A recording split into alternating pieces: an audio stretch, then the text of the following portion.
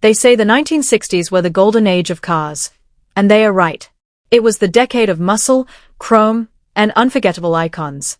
But while the spotlight was hogged by Mustangs, E-Types, and Cobras, some of the most brilliantly engineered cars were quietly left in the shadows.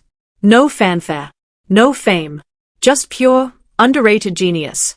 These weren't concept cars or one-off prototypes.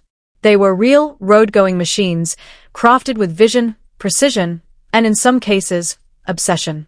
Cars that challenged norms, experimented with design, and introduced features that wouldn't become mainstream for decades. You've probably never heard of these names. But by the end of this video, you might just wonder how they ever slipped through the cracks. Because these are the 1960s smartest cars that no one talks about. Before the AC Cobra roared onto the scene and became a legend, the same company quietly built something far more refined, but almost entirely forgotten. 1. AC Greyhound, the Cobra's forgotten cousin. The AC Greyhound wasn't just another British Grand Tourer. It was a hand-built machine with engineering far ahead of its time.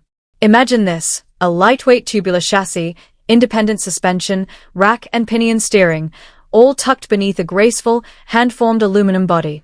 In the early 1960s, that was unheard of in a 2+2 coupe. And while most cars of the era were content with sloppy weight distribution and floaty handling, the Greyhound was different. Its engine sat in a near-front mid-position, delivering the kind of balance you'd expect from a modern performance car.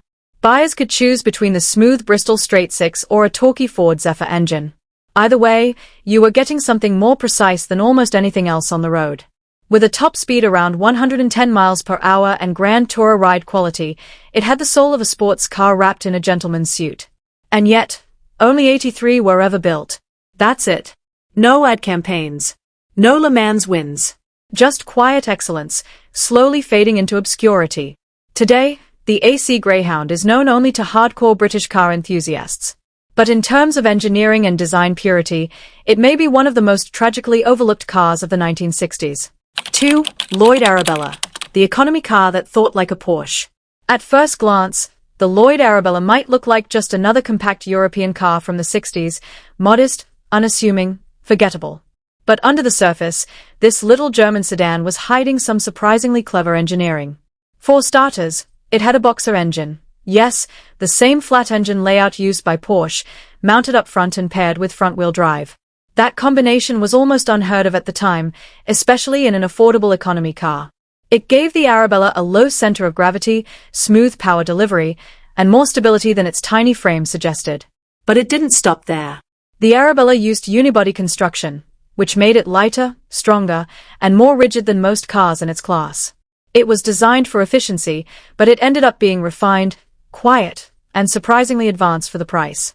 Inside, it offered more comfort and polish than you'd expect from a car this size. Unfortunately, timing wasn't on its side. Lloyd was part of the Borgward Group, and when the company collapsed, so did the Arabella's future. It vanished almost overnight. But if you're into engineering, or just love stories of cars that aimed higher than they should have, the Arabella is a fascinating chapter. It proved that even budget cars could be bold, if only for a moment. 3. Reliant Scimitar GT, fiberglass, fast, and way ahead of its time. Before the Reliant Scimitar became a cult favorite with its iconic shooting brake shape, it started life as something much sleeker and far more daring. The original Scimitar GT, launched in the mid-1960s, was one of the earliest Grand Tourers to embrace fiberglass bodywork. While other manufacturers were still clinging to heavy steel panels, Reliant took a risk. The result?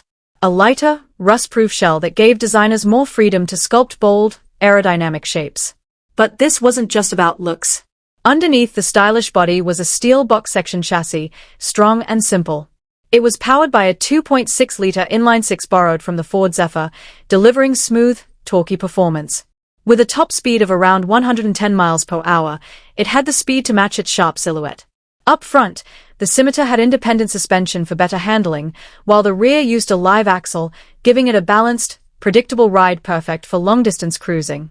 It was built to eat up miles and comfort without losing that sporty edge. And while the later GTE model grabbed headlines and a royal fanbase, it was this earlier GT that quietly laid the foundation. It combined innovative materials, solid mechanics, and timeless proportions, all without ever becoming a household name. In a decade filled with automotive giants, the original Scimitar GT stood out, not with noise, but with quiet brilliance. 4. Honda S800, the tiny rocket that revved like a superbike. At a glance, the Honda S800 looked like just another small 60s roadster, cute, compact, and easy to underestimate. But under that unassuming hood was something wild. Launched in 1966, the S800 was the first production Honda to break the 100 miles per hour barrier. And it did it not with a big engine, but with a screaming 791 cubic centimeters inline-4 that revved all the way to 10,000 RPM. That's not a typo. 10,000 RPM. Even by today's standards, that's insane. The reason? Honda didn't build this like a normal car engine. They treated it like one of their race-spec motorcycle powerplants.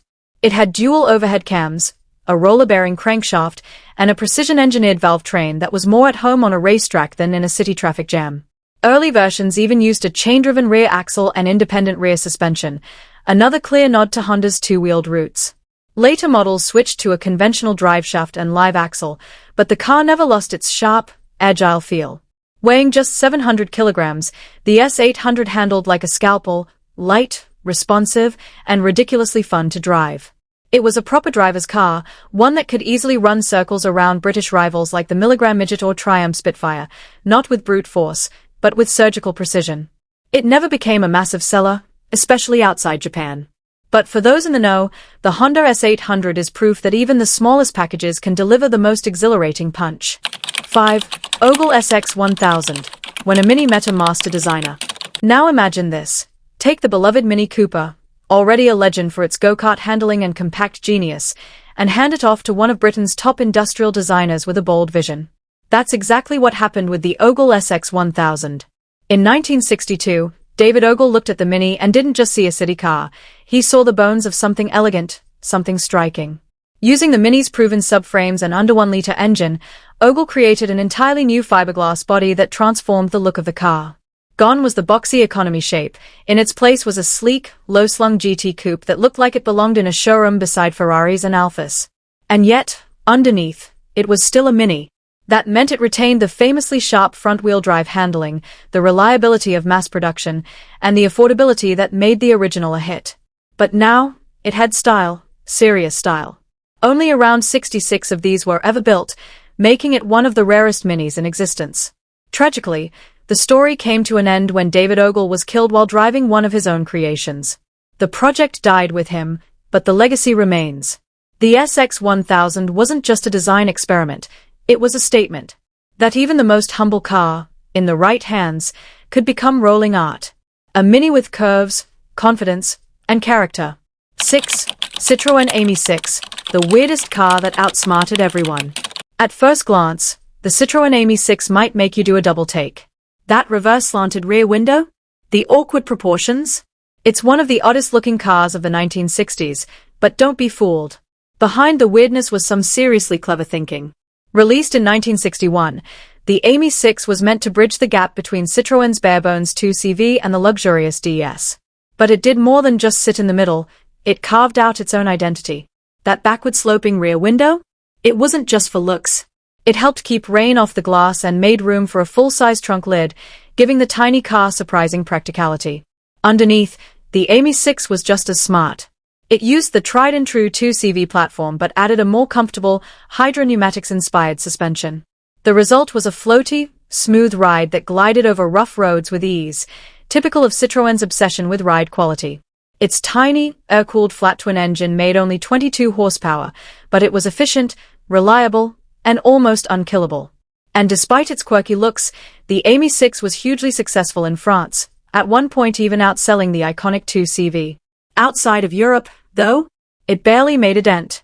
Most people saw the odd design and moved on. But those who drove it understood, this was a car that prioritized practicality, comfort, and innovation, even if it looked like it was designed by accident.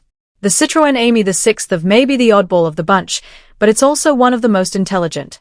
Not every great car makes it into the spotlight. Some, like the ones you've just seen, fly completely under the radar, not because they weren't good enough, but because the world simply wasn't ready for them. Each of these machines carried something bold, an idea, a risk, a clever twist on what a car could be. Whether it was a race-inspired micro roadster, a fiberglass Grand Tourer, or a quirky little oddball with a backward window, they all pushed the envelope in their own quiet way. They didn't roar down drag strips or dominate headlines. But they mattered. To engineers, to designers, and to anyone who believes cars should be more than just transportation. So the next time someone tells you the 1960s were only about Mustangs and E-Types, remind them of the Greyhound, the Arabella, the S800. Remind them that greatness doesn't always shout. Sometimes, it whispers. And if you enjoyed this ride through forgotten brilliance, consider subscribing. There's a whole world of hidden automotive history still waiting to be uncovered.